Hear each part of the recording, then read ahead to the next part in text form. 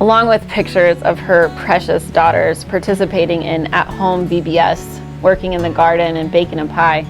A member of our church posted the following on social media earlier this week. We have been able to find day-to-day fun in this beautiful place we live. I count my blessings every day and have so many, but these times are an emotional roller coaster for me. Which friends should we see? I wish we could see more friends. What should we be doing and not doing? Is it okay to run errands with my masked kids, or should I get a sitter? Camp was so good for my daughter a couple weeks ago, but it was quickly canceled. What will school look like this fall? How are parents going to do this while working from home? Where is this pandemic going? What about my parents and my in-laws? I find myself forgetting for a while, but then there are so many reminders. This is a different time, friends. This is a different time. It is a time filled with so many questions, so many unknowns. It's a different time, and it's an anxious time. I would have never called myself a planner, but when you can't make any plans, or when plans are constantly changing, when you aren't sure what's safe, and you don't feel like you can count on anything, it can feel like anxiety runs through my body like speedy little microbes, making my blood and mind run faster than it's supposed to. Anxiety is the mind and body's reaction to stressful, dangerous, or unfamiliar situations.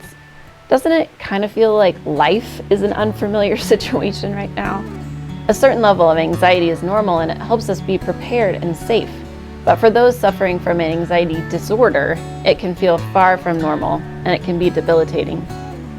Anxiety disorders are actually the most common mental illness in the U.S. In 2018, 40 million adults over the age of 18, or 1 in 5 people, reported having more than what doctors would call expected daily anxiety. This is much higher than reports from previous decades, which has people wondering, why is anxiety in the U.S. on the rise? While increased stress to outperform peers, social media, chemical dependency, and of course our recent health stressors have certainly left their mark on our country's mental health, many researchers believe that we are simply more aware than previous generations. A fact I can certainly relate to, as I don't feel like anxiety was a word that I used as a child or even a teenager. I suppose that one could say that talking more about anxiety is a self-fulfilling prophecy, and so now there is more anxiety. But for me, talking more about anxiety has helped me to feel more equipped to keep moving through my day when my stomach feels like I have a job interview, even though I don't.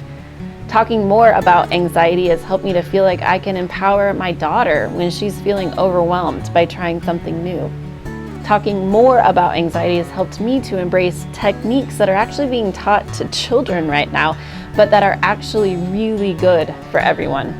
Take, for example, the 5, 4, 3, 2, 1 practice that Grover, of all people, teaches kids on NPR. Anya, another Sesame Street character, asks Grover when Corona is going to be over. Grover responds that he doesn't know, but that it's okay not to know things. And together they play a game that helps them to think a little bit less about what's going to happen later on, and instead stay in the moment. You simply name 5 things you can see, 4 things you can touch, 3 things you can hear, 2 things that you can or you wish you could smell, and then finally 1 thing that you can or you wish you could taste. It may sound silly to be taking tips from a blue puppet, but I've found that using my senses to ground myself to the present can be a very helpful way to keep my anxiety at bay instead of allowing it to spiral out of control. As I've said before, practices like this don't make the unknowns known, but they will hopefully give our bodies a more centered place to walk towards the unknown from. The church member ended her post by reminding readers that we are adaptable, that we are strong, that she's finding daily blessings on the roller coaster, and that she's of course available for her friends that are struggling in these anxious times. We are adaptable because we are made in the image of God. God is adaptable. God created the earth, and then humans messed it up. God ruled the people with kings and judges and prophets, but none of that was working.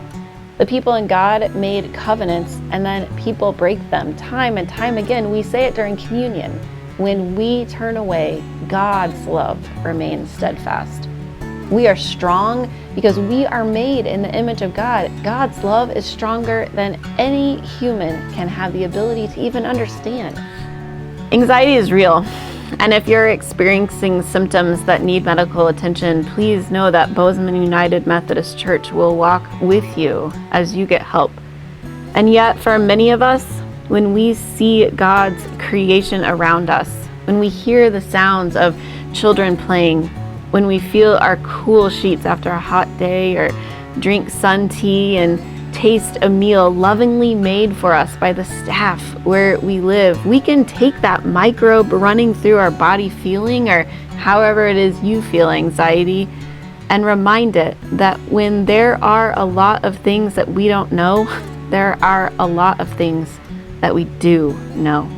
The church emergency number is 406-333-1856, because this is a community that believes your mental health matters.